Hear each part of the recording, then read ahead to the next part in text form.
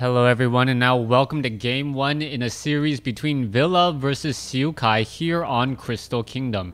I know I've pronounced his name Xiaokai or Xiaokai. I really don't know what the characters are in his Chinese name. If someone wants to write them down, and then my wife can read them for you. My pronunciation, or the way I say Chinese words, pronounce Chinese words isn't bad depending on what dialect you want. Cantonese or Mandarin, both of them I can do fairly well, but let's just go ahead and refer to them as Undead versus Night Elf, at least for the rest of this series. So we see the Night Elf spawning here on the top left-hand side of the map. He is going to be green, and he is going to be using that Ancient of War creep against this creep camp there. Now, that Ancient of War creep camp, very, very common in this matchup, as you now see the Ancient of War absorbing a fair bit of damage. Back over here, Crypt and Death Knight making their way out, and I am a little bit concerned for the Night Elf player. The Night Elf player, if they are not very careful, will end up falling behind very quickly to Undead quick ghoul play with Unholy Aura. That's exactly what the Death Knight is doing now. The map is fairly large, so it does take a little bit of time to walk over, so the Demon Hunter may be able to get a little bit of a level advantage over his opponent, but I don't think that's going to be the case. You can see the Demon Hunter still a little bit away from level 2 as the Death Knight now about to make its way in. Skeletal minions are now wandering around the map, as well as the Death Knight has plenty of critters to take out to try and make some easy skeletal minions and deal more damage. There you go, another round of skeletal minions there, and this harassment is just going to be textbook. We're going to see him trying to lay here. All the archer is really going to be doing here, oh, a single wisp getting a detonation on 2. That is actually very, very rare, and that means that the Undead is now going to have to wait a little bit longer for that charge on that Rod of Necromancy. The skeletons are all the way down over here. Are we going to see him use those skeletons? No, we are not. Yes, we are, as we now see the skeletons popping back up. It looks like another archer. Oh, beautifully denied by the Death Knight. Demon Hunter still sitting at level 1, will not get to level 2. Skeletal Minion off to the north, now taken down. So far, I gotta say that the Night Elf player has handled this harassment pretty much at the very, very best. He has not given that Death Knight any experience. The Death Knight is actually a little bit worse for wear. The Demon Hunter may actually get to level 2 as he is gonna try and pick up, the Skeletal Minion didn't wake up the creeps. That was a big surprise there as the Demon Hunter now has a Staff of Teleportation. Interesting, as we're looking at this Demon Hunter perhaps making his way to the bottom side of the map, and in getting to that bottom side of the map may try and go after a couple of these acolytes. Unfortunately for the Undead, he has not yet gotten a Nerubian Tower, and there he goes. He's actually going to end up losing a little bit of gold here, and constantly running back and forth here, as you can see that Acolyte has taken a fair bit of damage, and now going after a different Acolyte there. He's just going to go ahead and try to pull as many Acolytes away. Staff of Teleportation now coming back, though, as the Death Knight realizes where it is, and here we go. Ghouls are in position. The Demon Hunter could try and get Immolation to try and win this out here. The Death Knight does in fact have a Dust of Appearance, so these archers are going to have a very difficult time. This is one of the reasons why many players go for a Warden first over a Demon Hunter first, as the Warden is much better at taking down individual ghouls. Demon Hunter, however, much better at taking down a swarm of ghouls if he is surrounded. I don't think that's going to be the case now, as the ghouls are just going to start running up ahead of those archers. Demon Hunter now continuing to make its way over. Are we going to perhaps start seeing Mana Burn Wars, as Mana Burn Wars are very, very dangerous for that Death Knight. That Death Knight really needs to keep and hold on to all of its mana for when the death coils start coming. All right, Demon Hunter, now basically able to get away. It looked like the seal was actually part of the surround, and the Demon Hunter, although one with nature as the Night Elves normally are, does not want to try to get into such a sticky situation. Archer now running back here, Death Knight most likely going to be picking up a Naga Sea Witch or a Dark Ranger. We'll see what's going to be coming out of that here, as the Demon Hunter now going to get surrounded. Oh yes, is surrounded. No, breaks free from what looked like a full surround, and now the Demon Hunter really is just playing around and playing a very dangerous game here. He has to be very careful, as we now see the Naga Sea Witch is out. There's the Breath of Fire hitting the Naga Sea Witch. Are we perhaps going to start seeing some mana burns onto that Naga Sea Witch as well? There is a mana burn there. There's 50 mana gone. And what is going to be happening here? That Demon Hunter using the Scroll of Town portal gets away and blows down the Naga Sea Witch as well. There they go. All right, very, very well played. Night Elf in a very good spot.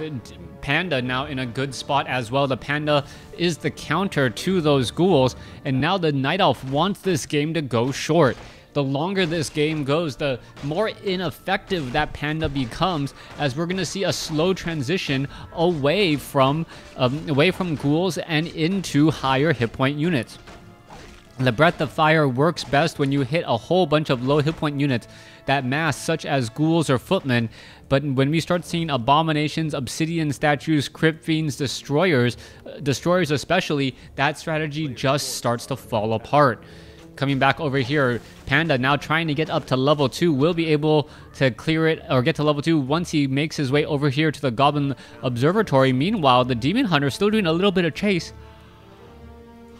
going after the Death Knight. Death Knight now in a little bit of trouble, but still trying to slip away here. All right, Demon Hunter gonna go ahead and take him out here, it appears. So no, not gonna happen yet, as the Demon Hunter is still chasing across the map. Let's see, back over here, the Death Knight is still sitting at level 1. Naga Sea Witch still sitting at level 1, and the Demon Hunter doing a good job just causing problems, but I'm still surprised we haven't seen that many mana burns yet. The Demon Hunter perhaps hoping to save as much mana on those Moonwells by not using any of the Demon Hunter's mana, and that would be a very efficient strategy at this point, as the Panda now should get to level 2. There we go, could pick up Claws of Attack +6, and now going to finish off the rest of that Forest Troll Trapper Creep Camp. Death Knight, Naga Sea Witch are all together. Demon Hunter could come in for a mana burn. There's another mana burn. Naga Sea Witch pretty much out of mana. Cold Arrows trying to get a surround onto that Demon Hunter. Demon Hunter, however, a little bit of a head start, will be able to get in front of all of those units with those Boots of Speed, sprinting slightly faster, as we're looking at the Dryads now finishing up a handful of skeletal minions here. Demon Hunter slowly and carefully, tactically buying time for that Panda to get up to a higher level. You want that Panda to be high level, at least level 3, when you're engaging against all of those ghouls, but you don't want it to be at a very late point in the game. If it is at a late point in the game, you're not going to see the skeletal minions, you're not going to see the ghouls, and you may not even see that many crypt fiends either. But with the number of Dryads that we're looking at, I wouldn't be surprised if crypt fiends stuck around for a while longer. Alright, Tuskar Fighter gonna get taken down here. There it goes. Panda still sitting at level 2. Not gonna get to level 3 though. As you can see, the Ancient of War is actually taking a lot more damage than he expected. And there it goes, losing an Ancient of War, one of those key buildings.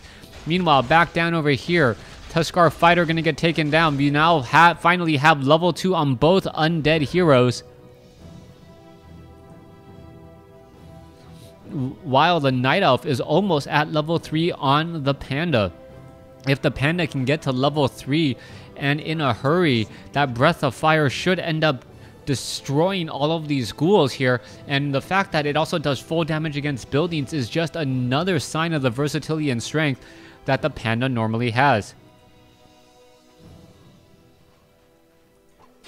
Here we are, Demon Hunter now looking to back off. Druids of the Claw are in bear form, could be going into mastery form at any moment here. Shadow Strike onto the Demon Hunter as he's looking to clear out this Overlord Arachnid creep camp. So far, though, I have not seen the Death Knight really do that much in terms of trying to shut down his opponent. He is now doing a good job getting up to level 2, but if he had gotten perhaps the Lich at level 2, then I would have felt a little bit better. The Naga Sea Witch is a tactical hero meant to push at the mid game, and is really not as strong once you get into the late game. Mana burn onto the Death Knight there. Now going after a couple of those ghouls. Ghouls now taken down. The Death Knight still sitting at level, or the Demon Hunter still sitting at level 2. Panda sitting at level 3. And you can see that the Naga Sea Witch and the Pandas, those illusions are just causing problems and buying away and taking a little bit of the focus from Villa. Demon Hunter comes in, gets another mana burn onto the Death Knight. Death Knight now trying to run back once more. Arachnid going to get taken down. 2 bears, 2 Druids of the Claw ready to go. As we're looking at the Death Knight and the Ghouls still trying to make their way and make their paths over here. All right. Bears, Archers, Dryads now making their way to the top left. Where are we going to be going next? We can see that the Arachnids are off over here. And the Death Knight and the Naga Sea Witch still going to be sitting at 2. Could get very close to 3 if one of these heroes decide to back off. But it looks like it's just going to end up being both of these heroes very, very close to level 3, but still sitting at level 2. Coming back around, you're looking at more creeping in the center. Demon Hunter finally getting to 3. Panda already at 3. Gonna pick up the Scourge Bone Chimes. Very nice item for the bears and the heroes of the Night Elf army. Demon Hunter plus 20 damage. Or, excuse me, plus 14 now. Vampiric Aura currently on that Panda. Panda now making its way off to the north. You're going to take a look at the Dryads. Quickly check that out. And what are we going to be having here? The Panda very full on mana. Not going to be able to do very much of anything. Meanwhile, the Ghouls, Naga Sea Witch, and Death Knight now making their way over here to the bottom left. Both sides of the map being crept out pretty regularly. And Villa now no longer as ahead as he once was. The reason being the overall levels are about the same, or getting to be about the same. The Naga Sea Witch and Death Knight will both level up to level 3 here. And I believe it will be quite a... Nope, Panda going to get to level 4. I take it back. If the Panda can get to level 4, perhaps maybe with Drunken Brawler or Drunken Haze, that might be enough to start swinging things, swinging things a bit more. Death Knight, Gauntlets of Ogre Strength plus 3, 875 hit points.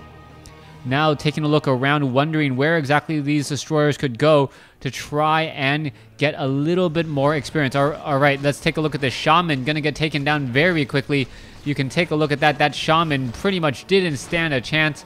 Now taken down. Meanwhile, the Demon Hunter needs to pick up a Talisman of the Wind. Lich now making their way over, and the Lich and the Destroyers are now trying to back off. This is actually a very bad spot to be in, as the Death Knight is also in a very bad spot here. All right, one bear, however, now taken down. Demon Hunter absorbing a fair bit of damage. Panda now back over here, and this is not looking good, as all of a sudden there is a little bit of a mental lapse. The Demon Hunter falling at level 3.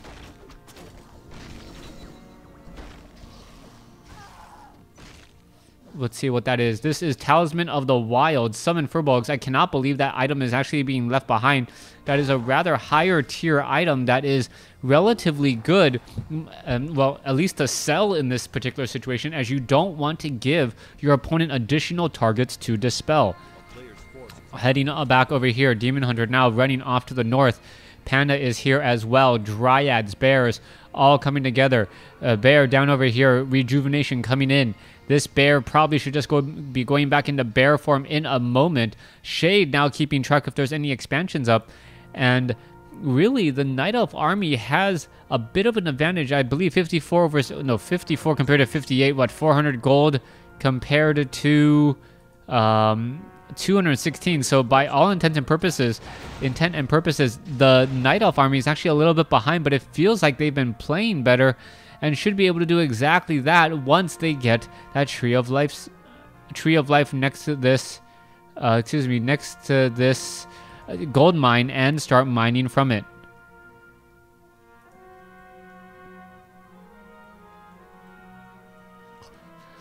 Dryads now clearing up the Fountain of Health over here on the top right hand side of the map. Meanwhile, Undead doing the same thing on the bottom left. Both sides pretty much sticking with very similar strategies, but Undead now up to 3 heroes compared to the 2 heroes of the Night Elf. Night Elf also lost that Demon Hunter earlier on, so that was actually a big blow to any sort of experience gain that should have been awarded. Demon Hunter is still sitting at level 3. You can see that the Blue Drake still taking a lot of poison damage. and it looks like it will get taken down. Book of the Dead now dropped.